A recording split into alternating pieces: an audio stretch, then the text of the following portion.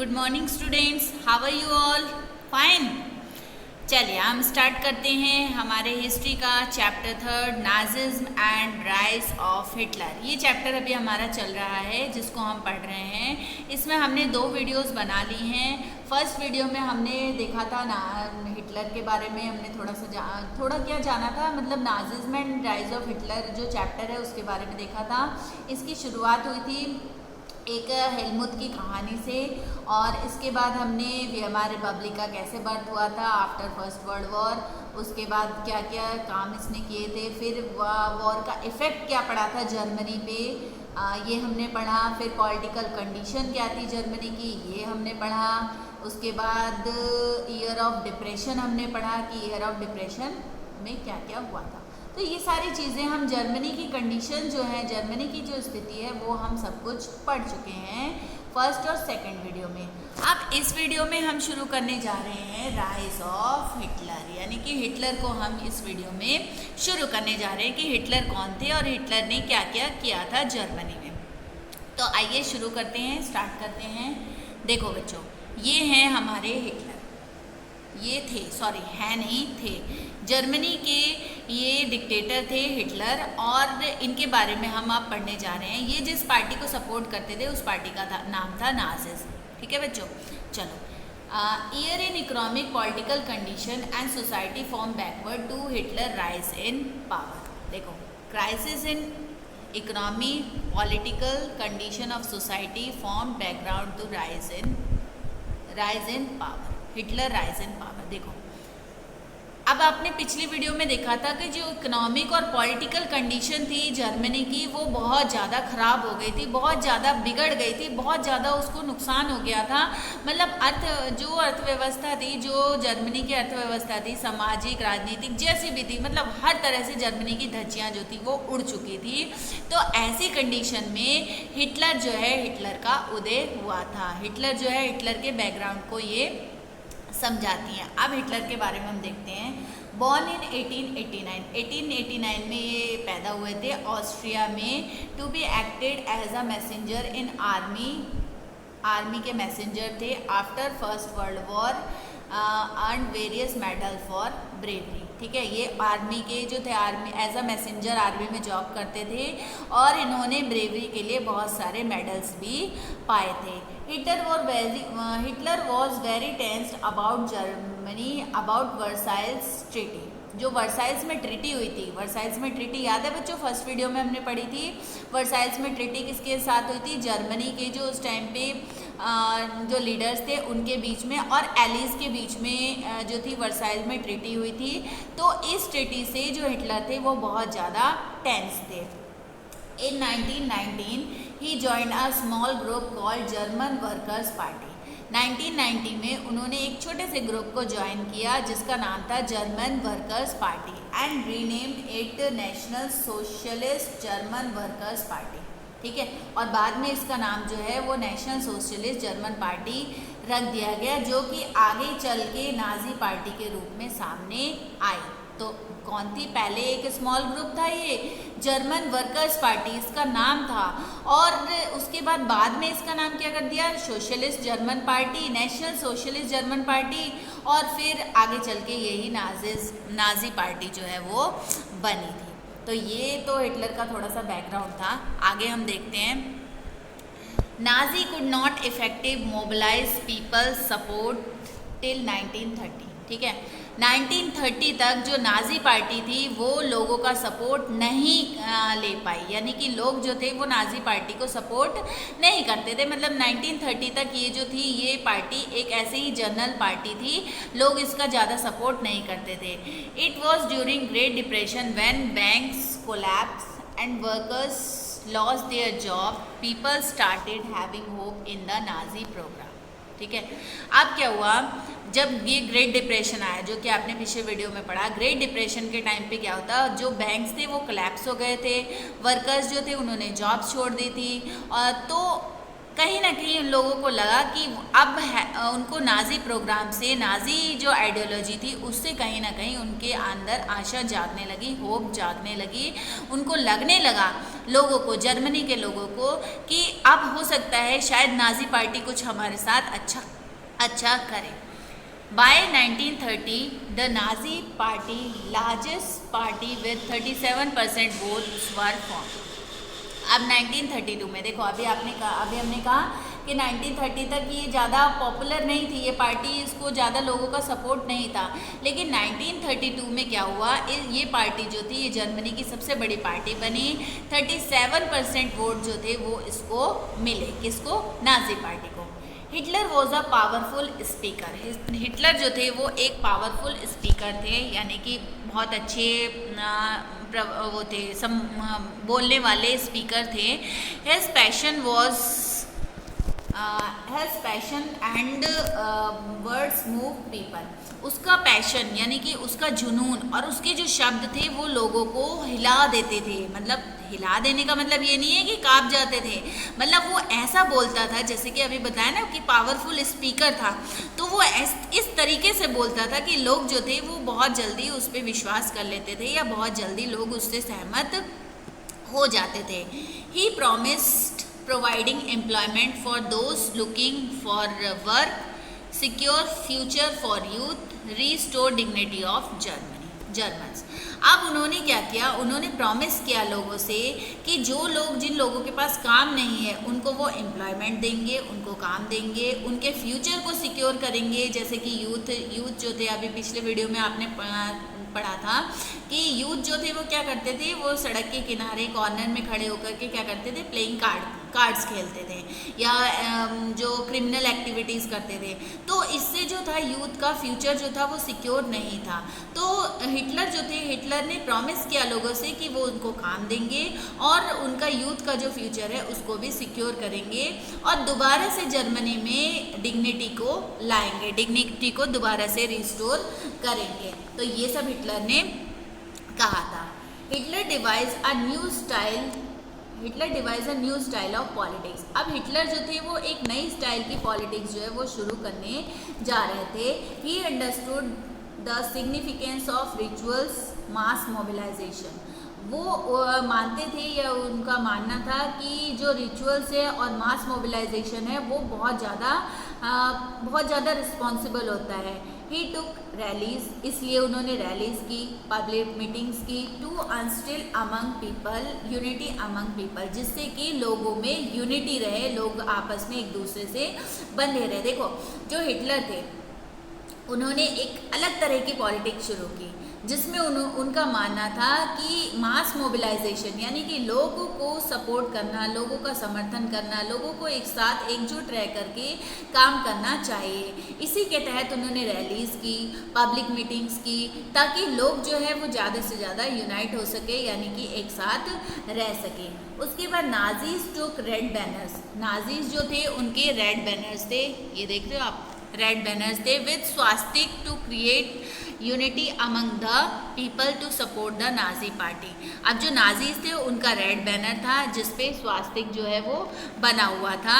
ये यूनिटी को सपोर्ट करता था, यूनिटी को क्रिएट करता था और ये पूरी तरह से नाजी पार्टी को, और ताकि लोग जो है वो यूनाइटी होके यानी कि एक साथ मिल करके नाजी पार्टी का सपोर्ट करें। Hitler was seen as a messiah और सेवियर बाय जर्मन्स। अब हिटलर को जो लोग थे वो एज अ मसीहा उसके लिए शब्द यूज़ करने लगे या उसको मसीहा समझने लगे। Was trying to them in difficult situation, क्योंकि उनकी जो डिफ़िकल्ट सिचुएशन थी उस सिचुएशन में हिटलर जो है वो एज आ मसीहा बन के आया था। क्योंकि देखो, अभी आपने पिछले वीडियो में देखा था कि जर्मनी की हालत जो थी वो बहुत ज़्यादा ख़राब थी, बहुत ज़्यादा जर्मनी जो है वो परेशान था, बहुत ज़्यादा दुखी था, उसकी इकोनॉमिक कंडीशन ख़राब हो गई थी, पॉलिटिकल कंडीशन ख़राब हो गई थी। तो ऐसी स्थिति में जर्मनी के सामने कौन आया? हिटलर आया। तो लोगों को कहीं ना कहीं हिटलर से उम्मीद जागने लगी, हिटलर से लगा कि हाँ ये हमारे लिए कुछ कर सकते हैं। तो लोगों ने जो है उसका सपोर्ट करना शुरू कर दिया और लोगों ने उसको मसीहा शब्द जो है वो उसके लिए यूज़ करने लगे। अब नेक्स्ट टॉपिक जो है वो है डिस्ट्रक्शन ऑफ डेमोक्रेसी। ठीक है, आप देखो हिटलर ने आगे जो है वो क्या क्या काम। अब देखो बच्चों, डिस्ट्रक्शन ऑफ डेमोक्रेसी, डेमोक्रेसी का कैसे डिस्ट्रक्शन हुआ, ये डेमोक्रेसी कैसे खत्म हुआ। ऑन 30 जनवरी, रुको मैं ब्रश ले लेती हूँ। On 30 January 1933, President Hindenburg offers chancellorship of all cabinet ministers to Hitler। ठीक है, 30 जनवरी 1933 को जो प्रेसिडेंट थे हिंडनबर्ग, उन्होंने कैबिनेट मिनिस्टर्स की पूरी कमांड एज अ चांसलरशिप हिटलर को दे दी। सारे कैबिनेट मिनिस्टर्स और जो चांसलरशिप थी जर्मनी की वो हिटलर को दे दी। हैविंग गॉट पावर, ठीक है, जब हिटलर के पास पावर आ गई, Hitler broke the democratic structure of government. सबसे पहले हिटलर ने जो गवर्नमेंट का डेमोक्रेटिक स्ट्रक्चर था उसको तोड़ दिया, यानी कि जो वहाँ पे डेमोक्रेसी थी अभी तक, उस डेमोक्रेसी को तोड़ करके हिटलर जो है वो वहाँ पे क्या ले आया, वो वहाँ पे डिक्टेटरशिप ले आया। The fire decree was passed on 28 February 1933 which suspend all civil rights like freedom of speech, press, assembly that was guaranteed by Weimar Constitution। अब देखो यहाँ पे क्या हुआ, 28 फरवरी 1933 में जितने भी सिविल राइट्स थे, जैसे कि फ्रीडम ऑफ स्पीच का राइट था, प्रेस का राइट था, असेंबली बनाने का राइट था, जो कि वियमार रिपब्लिक ने, वियमार कॉन्स्टिट्यूशन ने लोगों को दिए थे, वो सब हिटलर ने ख़त्म कर दिए। देखो यहाँ से डिक्टेटरशिप की शुरुआत की हिटलर ने, और हिटलर ने जो भी लोगों को राइट दिए गए थे, सिविल राइट्स थे, फ्रीडम थी, प्रेस था, असेंबली बनाने की फ्रीडम थी, जो कि वियमार कॉन्स्टिट्यूशन से लोगों को मिले थे, वो सब हिटलर ने ख़त्म कर दिए, एक उसने लॉ पास करके।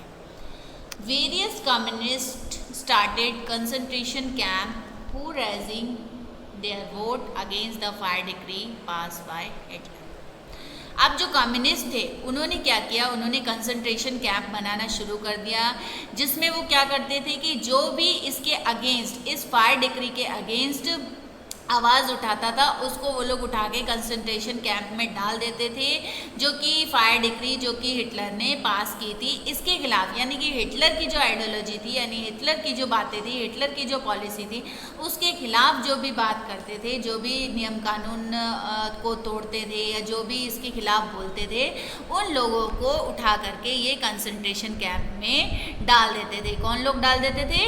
नाजी पार्टी के लोग, हिटलर के लोग। तो बच्चों इस तरीके से कंसंट्रेशन कैंप में वो लोग जो थे, वो जो लोग जो हिटलर की नाजी पार्टी का विरोध करते थे या आवाज़ उठाते थे, उन लोगों को ये लोग क्या करते थे, कंसंट्रेशन कैंप में डाल देते थे।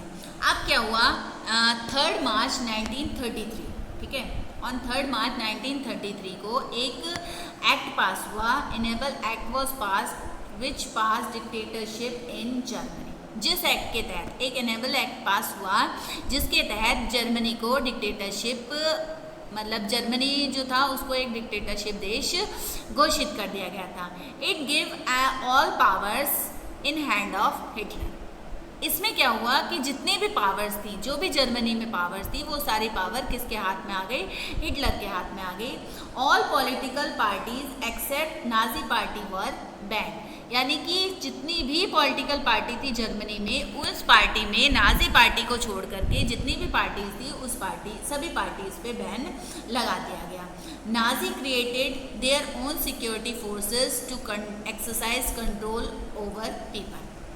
अब नाजी जो थे उन्होंने अपने सिक्योरिटी फोर्स बना लिए, लोगों पे कंट्रोल करने के लिए, लोगों पे मतलब अपने जो उनके जो नियम कानून थे उस नियम कानून को चलाने के लिए उन्होंने अपनी एक सिक्योरिटी फोर्स बनाई। इट इंक्लूडेड SA और स्टॉर्म ट्रूपर, ठीक है, स्टॉर्म ट्रूपर बनाए, गेस्टापो बनाए, सीक्रेट स्टेट पुलिस, जिसको सीक्रेट स्टेट पुलिस जो होती थी, SS protective squads, security system SA and regular police in green uniform. ठीक है, रेगुलर पुलिस भी उन्होंने अपने अपॉइंट किए जो कि ग्रीन यूनिफॉर्म में होते थे। तो इस तरीके से नाजी जो थे उन्होंने डेमोक्रेसी को पूरी तरह से रिस्ट्रिक्ट कर दिया, ख़त्म कर दिया। ये देखो आप यहाँ पे आपको दिख रहा है ये हिटलर हैं, ये इनका सिंबल है स्वास्तिक। और ये जो है वो मतलब एक अच्छे स्पीकर थे, तो वो एक असेंबली को वो कर रहे हैं, संबोधित कर रहे हैं। अब आगे पढ़ते हैं हम, reconstruction of Germany after Hitler gain power. ठीक है, अब हिटलर ने जो वहाँ पे डेमोक्रेसी थी उसको तो ख़त्म कर दिया, अभी पीछे आपने पढ़ा, पूरी तरह से डेमोक्रेसी ख़त्म कर दी। दोबारा से हिटलर ने रिकंस्ट्रक्शन किया जर्मनी को जब उसके पास पावर्स आ गई, उसके हाथ में जब पावर्स आ गई तब उसने जर्मनी को जो है दोबारा से रिकंस्ट्रक्शन करना शुरू कर दिया। अब देखो उसने क्या क्या किया। Hitler assign the responsibility of economic recovery to economist Hijalmar suggest who aimed at full production of goods in industries employed to people etc. अब हिटलर ने एक असाइन किया, या जो उसकी इकोनॉमिक रिकवरी थी, जो उसकी इकोनॉमी ख़त्म हो गई है जर्मनी की, उस इकोनॉमिक रिकवरी को करने के लिए उसने जो उसके इकोनॉमिस्ट थे हजरत सचिस्ट को अपॉइंट किया। ठीक है, सबसे पहले अब देखो खुद तो सब कुछ नहीं कर सकता था ना, तो उसने जो उसके इकोनॉमिस्ट थे उस हजलमर सचिस्ट को उसने अपॉइंट किया और उनको पूरी तरह से उनको रिस्पॉन्सिबिलिटी दी कि वो प्रोडक्शन को अच्छा करें। उनका एम ये था, जो हजलमर थे उनका एम ये था कि जो प्रोडक्शन है वो अच्छा हो, गुड्स अच्छी तरह से इंडस्ट्रीज़ में बनाए जाएं और लोगों को एम्प्लॉयमेंट मिले। तो इसकी जिम्मेदारी सबसे पहले हिटलर ने किसको दी? अपने इकोनॉमिस्ट को दे दी। ठीक है, ये काम किया उसने रिकंस्ट्रक्शन में। दूसरा क्या किया? Hitler made foreign policy. Hitler ने फॉरेन पॉलिसी बनाई in which he invited various leagues of nations in 1933। ठीक है, उसने हिटलर ने एक फॉरेन पॉलिसी बनाई जिसमें उसने इनवाइट किया वेरियस लीग्स ऑफ नेशन, अलग अलग नेशनों के जो लीग्स थे उनको इनवाइट किया 1933 में। आफ्टर दिस पॉलिसी, इस पॉलिसी के बाद occupied Rhineland in 1936 join Austria and Germany. जो इसके बाद इस पॉलिसी के बाद क्या हुआ था कि जो उसका राइनलैंड जो था वो एलीज ने ले लिया था, उसको दोबारा से जो था जर्मनी ने वापस ले लिया राइनलैंड को, और ऑस्ट्रिया जो था ये सब जो कंट्रीज जो एलीज ने ट्रीटी ऑफ वर्साइल के तहत उनसे ले ली थी, उन सबको उसने वापस ले लिया। किस 1938 में, with the slogan one people one empire and one leader. इस स्लोगन के तहत, ये स्लोगन क्या था? One people one empire and one leader, यानी कि एक आदमी, मतलब कि इसमें कहने का मतलब ये है कि हम सब जो हैं हम सब एक हैं, एक साथ रहेंगे, एक साथ लोग हैं, एक जैसे लोग हैं, एक हमारा एम्पायर है और एक ही हमारा लीडर है। तो ये सारी चीज़ें जो है ये स्लोगन के तहत उसने क्या किया, जो राइनलैंड था, ऑस्ट्रिया थी और जर्मनी, इन सबको उसने एक ही एम्पायर घोषित कर दिया। He then wanted to occupy German speaking state. अब उसने क्या किया, वो चाहता था कि जो जर्मन स्पीकिंग स्टेट्स हैं, जैसे कि सुडेंटलैंड था, तो इस टाइप के जो जर्मन स्पीकिंग स्टेट हैं वो उनको भी ऑक्युपाई करना चाहता था, कब्जा करना चाहता था कि जो स्टेट जर्मन बोलते हैं, जो आसपास के स्टेट्स हैं, उस पर भी वो कब्जा करना चाहता था। Schacht advise him not to do so as they don't have enough finances। Schacht ने उसको एडवाइस किया, जो उसका इकोनॉमिस्ट था उसने उसको एडवाइस किया कि वो ऐसा ना करे क्योंकि उसके पास बहुत ज़्यादा पैसे नहीं हैं, हैव एनफ फाइनेंसेस। ठीक है, ऐसा मत करो कि हमारे पास ज़्यादा पैसे नहीं हैं। Hitler did not agree to सचिस्ट view so he left him. लेकिन हिटलर जो था उसने सचिस्ट की बात नहीं मानी और उसने उसको हटा दिया। किसने? हिटलर ने सचिस्ट को हटा दिया। Hitler was of opinion that economic crisis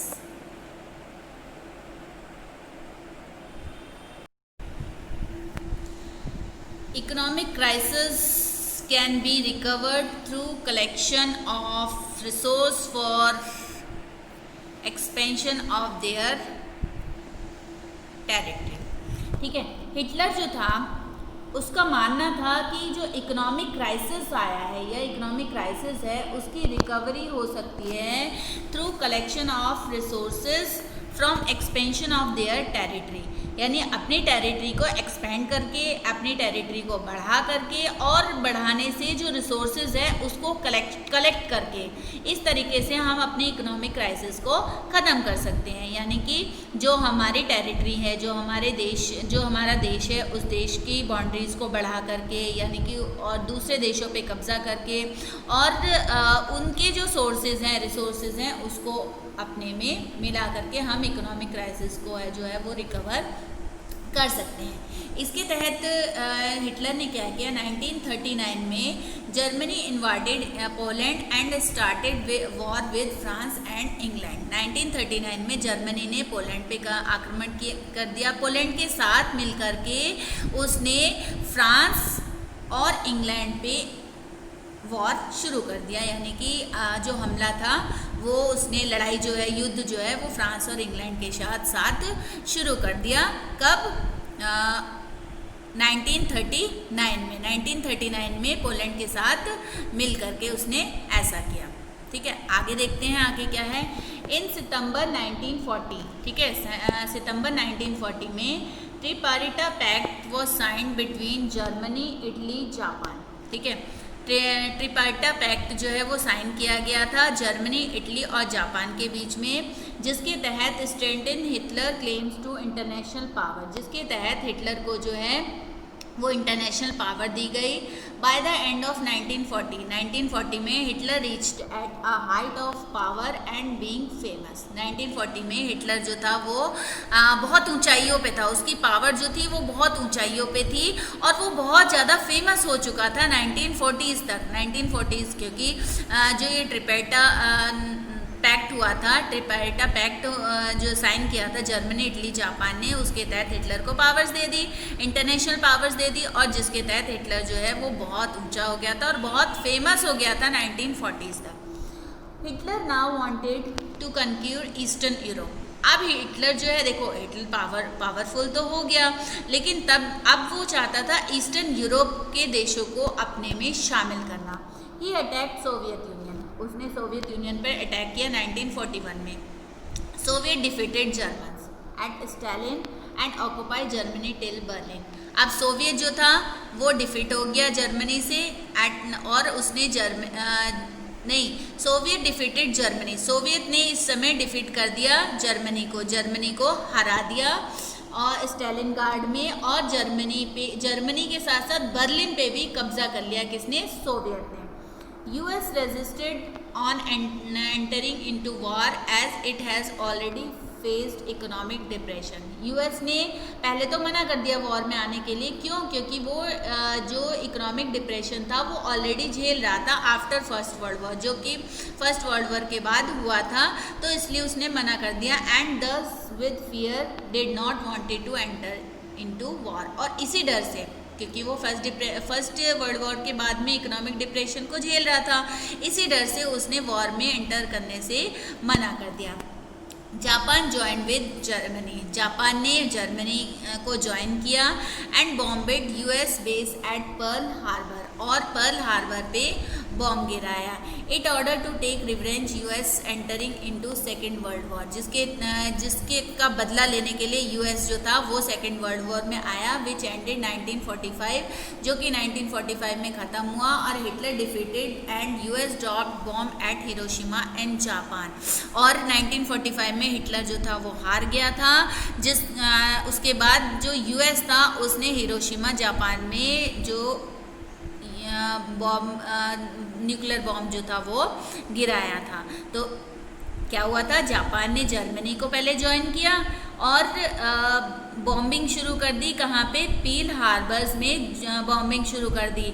अब यूएसए पे बॉम्बिंग शुरू कर दी। अब यूएसए को बदला तो लेना था, तो उसने क्या किया, उसने सेकेंड वर्ल्ड वॉर को ज्वाइन किया और 1945 में हिटलर और जर्मनी को हरा दिया।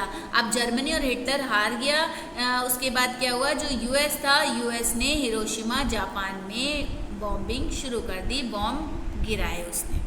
तो इस तरीके से बच्चों ये था हिटलर का सफ़र, ये था हिटलर की कुछ नीतियाँ, और ये थे हमारे हिटलर। एक बार मैं दोबारा आपको दिखाना चाहूँगी, ये थे हमारे हिटलर। तो इस तरीके से इस चैप्टर का ये पार्ट जो है वो ख़त्म होता है। इस पार्ट में हमने क्या क्या पढ़ा, इस पार्ट में थोड़ा सा क्विक रिव्यू कर लेते हैं। राइज ऑफ हिटलर पढ़ा, Hitler rise to power, Hitler को कैसे पावर मिली। उसके बाद हमने पढ़ा डिस्ट्रक्शन ऑफ डेमोक्रेसी, हिटलर ने कैसे डेमोक्रेसी को ख़त्म किया, और फिर कैसे रिकन्स्ट्रक्शन किया जर्मनी पे हिटलर ने, जब हिटलर के पास पावर्स आ गई थी। तो ये हमने इस टॉपिक में पढ़ा। अब नेक्स्ट टॉपिक में हम पढ़ेंगे नाजीज आइडियोलॉजी, कि जो नाजी पार्टी थी उसकी आइडियोलॉजी क्या थी। आई होप आपको समझ में आया होगा बच्चों। समझ में आया तो लाइक कीजिए, सब्सक्राइब कीजिए चैनल को, ताकि आप आगे वाली वीडियोस को देखते रहेंगे। और अगर किसी तरह की कोई भी डाउट्स हों तो आप डाउट्स भी मुझे कमेंट बॉक्स में जा कर के पूछ सकते हैं। थैंक यू बच्चों, थैंक यू।